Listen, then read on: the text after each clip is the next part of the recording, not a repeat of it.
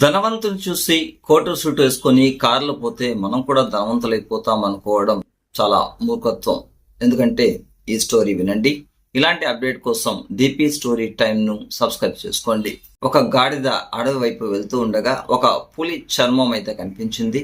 ఆ చర్మాన్ని అయితే తన ఒంటి నిండా కప్పుకుంటే తను కూడా పులిలాగా కనిపించింది. అలా అడవిలో నడుస్తూ ఉంటే అక్కడ ఉండే జంతువులను కూడా వంగి వంగి నమస్కారం చేస్తూ భయపడుతూ వెళ్ళేది.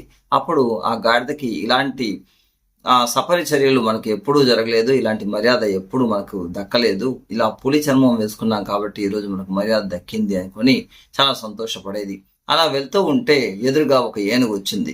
ఏనుగు వచ్చినప్పుడు ఆ ఏనుగు గాడిదకు భయపడలేదు, అంటే ఆ పులికి భయపడలేదు.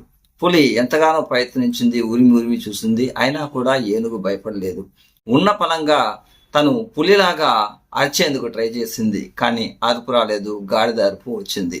ఇది ఎందుకు చెప్తున్నానంటే, ధనవంతుడిలాగా మనం కూడా కేవలం కోట్ షూట్ వేసుకొని ఒక కారులో పోయినంత మాత్రాన ధనవంతును కాలేము.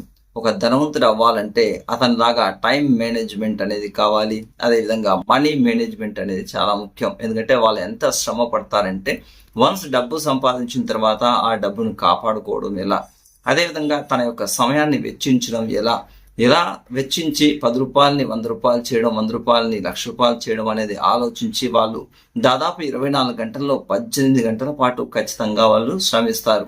మనం అనుకుంటాం వాళ్ళ దగ్గర పని మనుషులు ఉన్నారు కదా అని. అది చాలా అపోహ. ఎంత పని మనుషులు ఉన్నా వాళ్ళు ఎవరిని నమ్మరు. వాళ్ళ యొక్క స్వయం కృషి అనేది చాలా ఎక్కువగానే ఉంటుంది.